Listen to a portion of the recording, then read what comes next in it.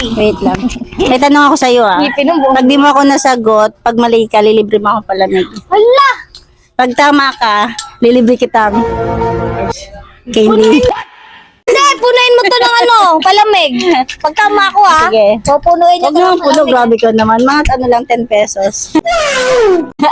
Ayan. Okay. Bahay, puno, agila, poste. Ano pinakamataas sa apat? Agila. Ting! Bakit? Mataas ang lipat ng agila. Paano ba yun? Lilibre mo ako. Uy, wala pa. Give me a chance. O sige. One. Bakit? Bakit naging ano? Ano? Bahay, puno, agila, poste. Anong pinakamataas sa apat? Bahay, puno, agila, poste. Ano ang pinakamataas sa apat? Yes. Bahay, puno, agila. Oh, hindi ko na kasi sinabi nga. Tama na. Lagyan mo ng palamig to. Walang-wala ka sa utak ko.